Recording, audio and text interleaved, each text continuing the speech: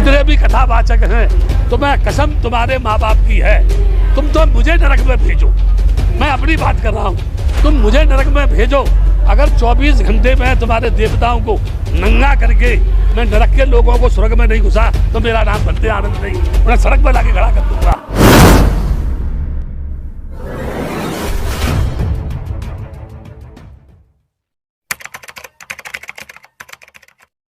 जब ये रूप परिवर्तनशील है, जीवन के दो किनारे है, जन्म लेना और मृत्यु को प्राप्त करना।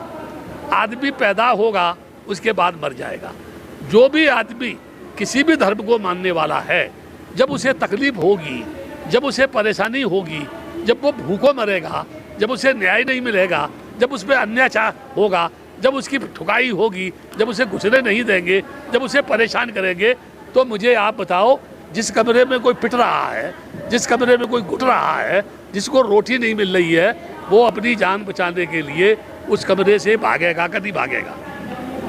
अपनी जान बचाने के लिए भागेगा नहीं भागेगा? सर, कुछ कथावाचक हैं, वो लगातार बयान ये दे रहे हैं कि आप जो है लोगों को बहला फुसला कर वो ईश्वर के रास्ते से हटा रहे हैं और जो है कि वो सभी नरक में जाएंगे, वो लोग, आप भी और वो लोग भी।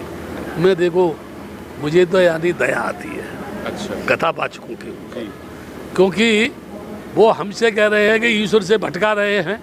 सही माने में तो वही भटका रहे हैं।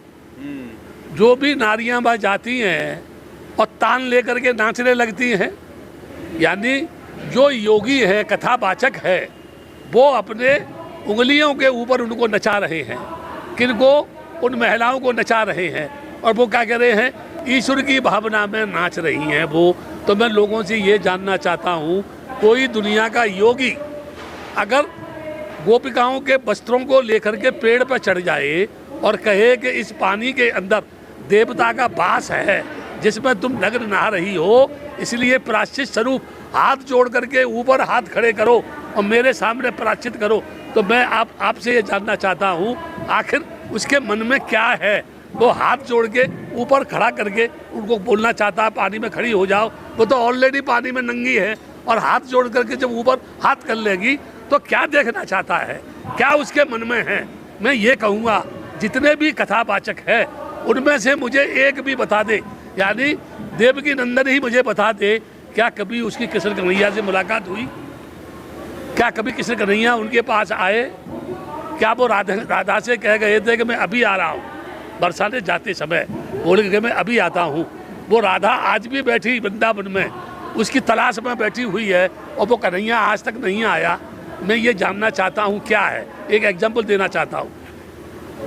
शेष गणेश महेश जाहु निरंतर गामे, ताय अनाद अनंत अखंड अछेद अभेद सुभेद बतामे, नारद से मुन प्यास रहे पचहारे तउप निपार न पामे, और ताय अहीर की छोहरियाँ चचियाबर छाछ पे नाच नचावे।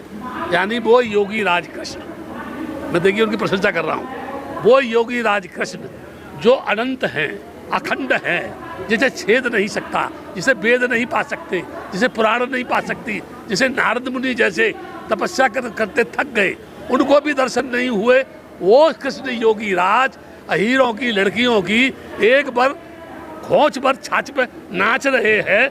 तो क्या वो छाछ के दीवाने थे, या वो गोपिकाओं के दीवाने थे, या वो योगी थे, या वो कर्म योगी थे, या वो निरंकारी थे, निरवकार थे, या वो साक्षात्कार थे, घट घट में व्यापक थे, हर घर में थे, रोम रोम में थे? तो क्या वो योगी चोर है?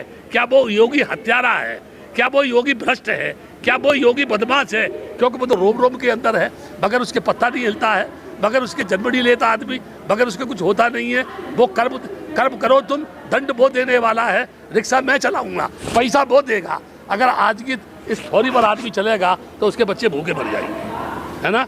इसलिए जितने कथावाचक है उनको ये डर है कि अगर महिलाओं को ज्ञान हो गया, दुनिया की कोई भी महिला हो, मैं आपके चैनल के माध्यम से कह रहा हूँ, कोई भी दुनिया की महिला किसी मंदिर में जाए, किसी भी देवी के पास जाए, किसी की भी पूजा करे, किसी भी योगी की कथा सुने, किसी की भी भागवत सुने, यदि वो अपने मन से अपने पति को अच्छे ढंग से भोजन बना के नहीं देती है, अपने पति से अपने मन से प्यार नहीं करती है, अपने मन से अपने पति के साथ जीने मरण का संकल्प नहीं लेती है, कोई भी नारी पति के सुख दुख में काम नहीं आती है, कोई भी पति पत्नी के सुख दुख में काम नहीं आता है, वो नारी किसी भी देवता की शरण में चली जाए, कोई भी दुनिया का देवता उसकी रक्षा नहीं कर सकता है। अगर कपड़ा ला के देगा, अगर पेट भर रोटी देगा, अगर प्यार करेगा, यदि मोहब्बत करेगा तो उसका पति करेगा, उसको चाहने वाला करेगा। कभी भी कोई ऊपर से देवी देवता आकर के उसको अपने गले का हार नहीं बनाएगा,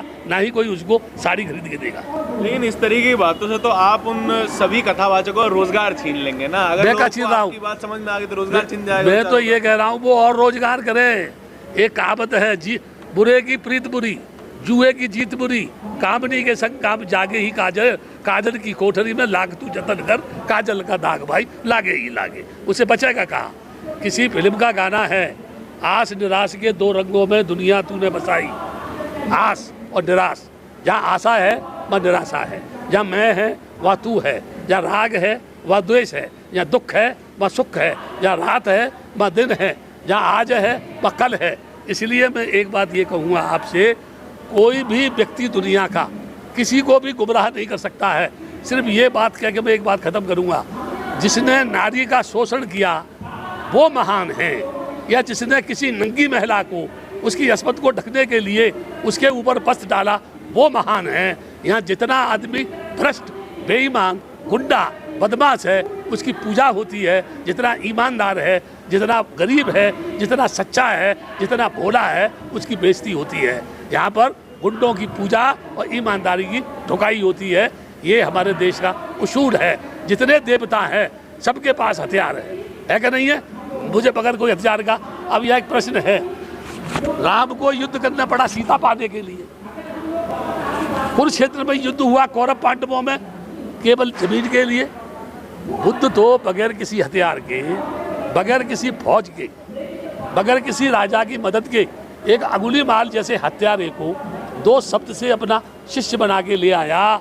वो सिकंदर क्या था जिसने जुल्म से जीते जहाँ, प्यार से जीते धुलों को वो झुका दे आसमां। दुनिया पे जो इंसान से प्यार करेगा, जो इंसान के लिए जिएगा, जो इंसान के सुख दुख में काम आएगा, जो इंसान के मोहब्बत में अपनी जान तक कुर्बान करेगा, ऐसी दुनिया इतनी महान बनेगी जहाँ आदमी सुखी होगा, दुख नाम की कोई चीज़ नहीं होगी। बहुत शुक्रिया। स्वर्ग और नर्क जो है बुद्ध धर्म में तो नहीं मानते। देखो ऐसा है, जब आदमी की इच्छा पूरी हो जाए तो सुख है, और जब आदमी की इच्छा पूरी नहीं हो तो दुख है। ठीक है, न स्वर्ग है न नरक है, ठीक है ना। ये वो लोग भ्रमित करते हैं कि स्वर्ग नरक के डर से आदमी सोचता है कि मैं नरक में उससे जाने से बच जाऊंगा, स्वर्ग में चला जाऊंगा।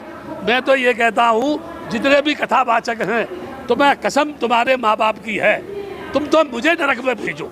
मैं अपनी बात कर रहा हूँ, तुम मुझे नरक में भेजो। अगर 24 घंटे में तुम्हारे देवताओं को नंगा करके मैं नरक के लोगों को स्वर्ग में नहीं घुसा तो मेरा नाम बनते आनंद नहीं। मैं सड़क पर लाके खड़ा कर दूंगा कि तुम यहाँ कुटो, यहाँ करो, और जो लोग नरक में हैं ये स्वर्ग में जाके रहेंगे। तुम जैसे बदमाशों का काम जमीन पर रहने का है, नरक स्वर्ग से अलग रहने का है।